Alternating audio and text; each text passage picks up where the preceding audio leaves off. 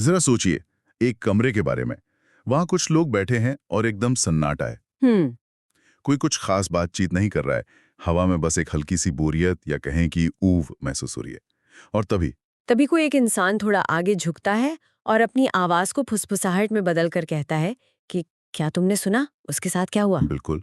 और बस अचानक उस पूरे कमरे की ऊर्जा ही बदल जाती है। सही कहा। हर किसी के कान खड़े हो जाते हैं, आंखें चमकने लगती हैं। हाँ। और ये मनोविज्ञान का एक बहुत ही अजीब लेकिन दिलचस्प पहलू है। अगर आप ध्यान दें तो इंसान शायद इस धरती पर अकेली ऐसी प्रजाति है जो दूसरों की असफलताओं को या उनके रहस्यों को एक एक सोशल करेंसी की तरह इस्तेमाल करती सोशल करेंसी, ये बहुत सटीक शब्द है ना? क्योंकि जैसे ही किसी तीसरे व्यक्ति की कहानी सामने आती है तो हर किसी के भीतर का सोया हुआ उत्साह अचानक से जाग जाता है। और यही उत्साह हमारी आज की इस गहन चर्चा का, यानी हमारे इस डीप डाइव का मुख्य विषय है। बिल्कुल। आज हम ओशो के दर्शन और मानव मनोविज्ञान के कुछ बहुत ही गहरे नोट्स को आधार बनाकर इस बात की तह तक जाने वाले हैं कि समाज में गॉसिप यानी दूसरों की चर्चा करना इंसान की डिफॉल्ट सेटिंग क्यों बन गया है। और ये समझना बहुत जरूरी है। हाँ, क्योंकि हमारा मकसद यहाँ ये उपदेश देना बिल्कुल नहीं है कि गॉसिप कोई बहुत बुरी चीज है। हम सभी जानते हैं कि ये एक आम आदत है।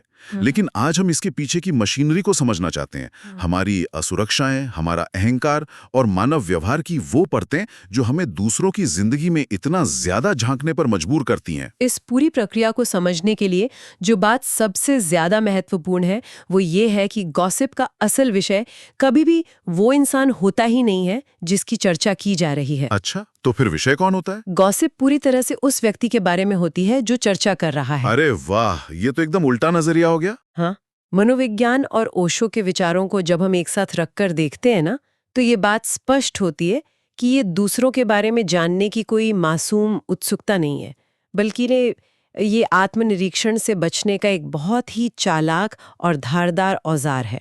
तो अगर हम इस मशीनरी को समझना शुरू करें तो सबसे पहला सवाल तो यही आता है कि इंसान आखिर ऐसा करता क्यों है। इंसान हमेशा दूसरों की बातों में इतनी दिलचस्पी क्यों लेता है?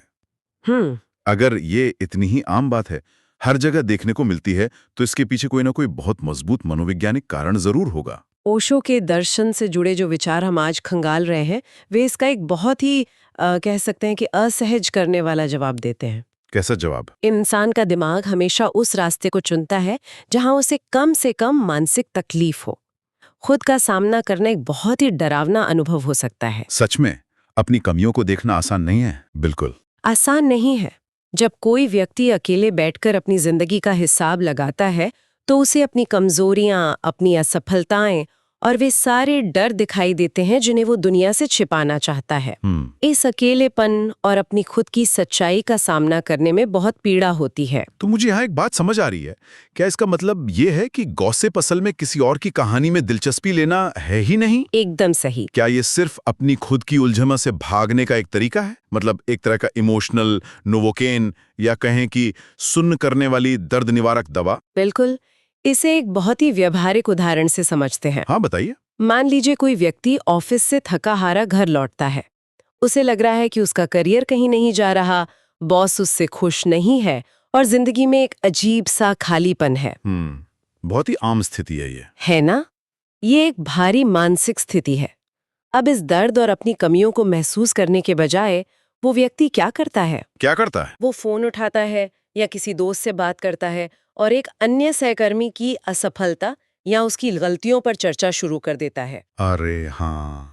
जैसी ही चर्चा इस बात पर केंद्रित होती है कि कोई दूसरा कितनी बड़ी गलती कर रहा है, उस व्यक्ति को अपनी खुद की असफलताओं से ध्यान हटाने का मौका मिल जाता है। ये तो एक तरह का मनोवैज्ञानिक एस्केप रूट हो गया है, यानी भागने का रास्ता। बिल्कुल। जिस पल हम किसी और की समस्या पर बात कर रहे होते हैं, उस पल के लिए ऐसा लगता है जैसे हमारी अपनी समस्याएं गायब हो गई हैं। हाँ, और गॉसिप वो दर्द निवारक दवा बन जाती है जो बीमारी को ठीक तो नहीं करती, लेकिन उस दर्द का एहसास जरूर खत्म कर देती है।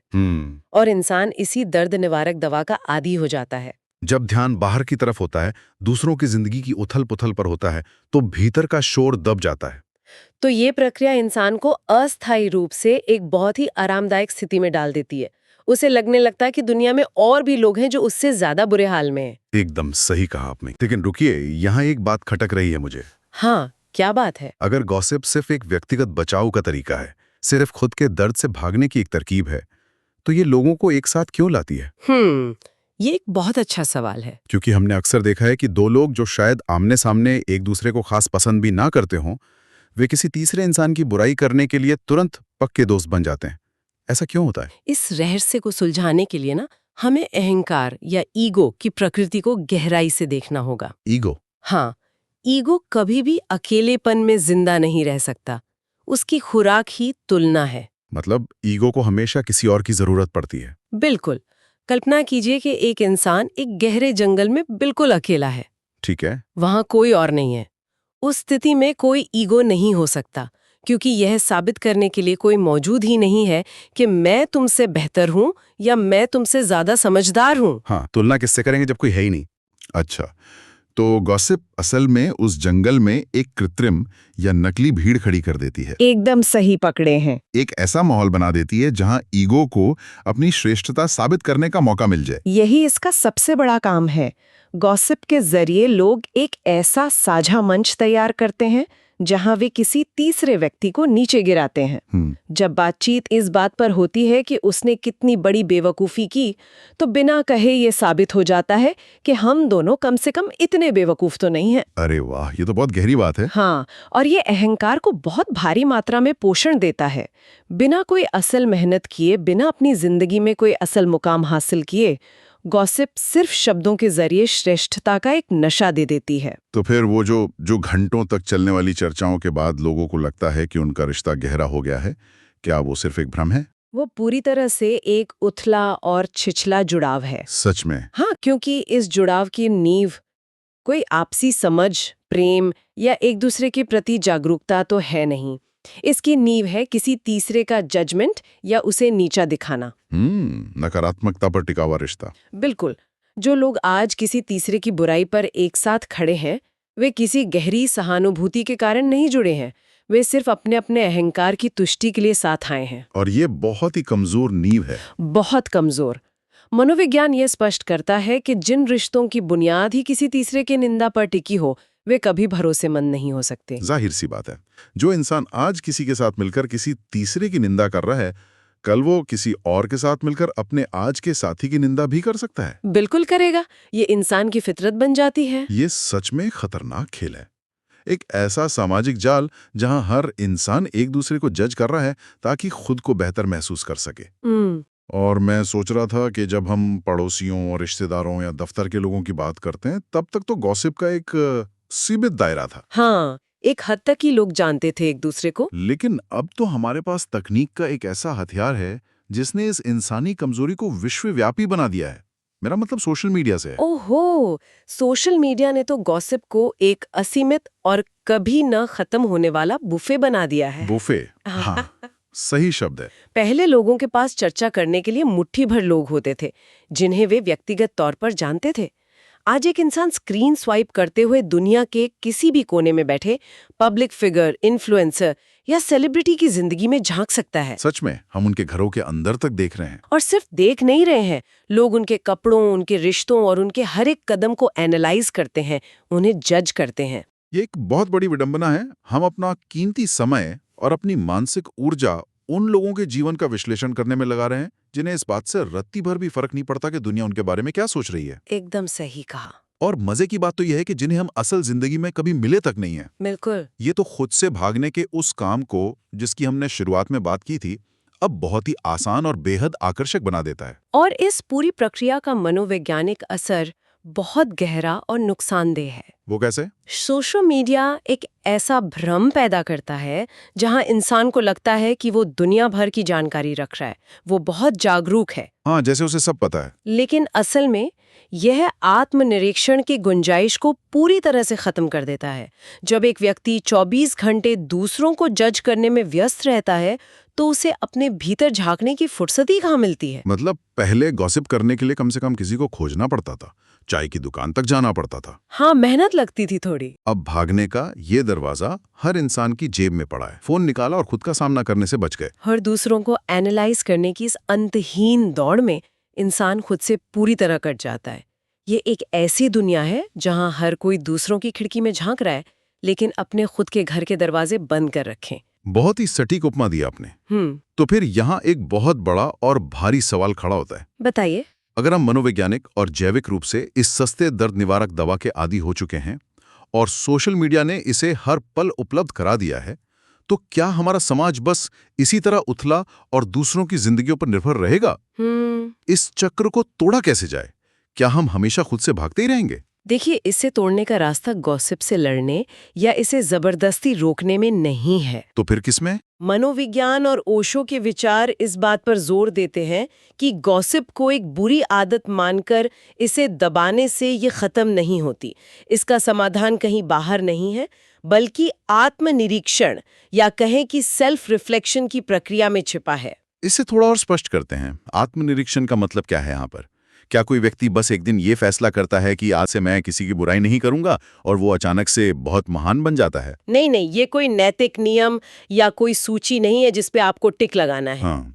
जब एक इंसान ईमानदारी से खुद को ऑब्जर्व करना शुरू करता है, अपनी कमजोरियों, अपनी असुरक्षाओं और अपने डर को देखता है, तो एक गहरी सेल्फ अवेयरनेस या आत्म जागरूकता पैदा होती है। अच्छा।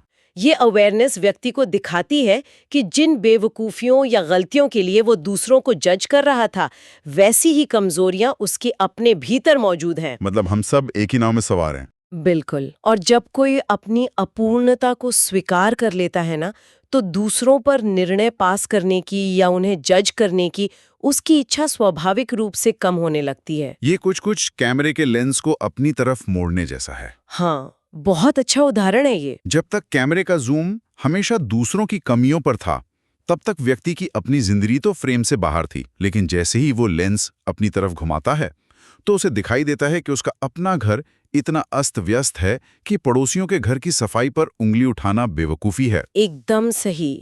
ये कैमरे वाला उदाहरण इस स्थिति को बिल्कुल सही ढंग से समझाता है।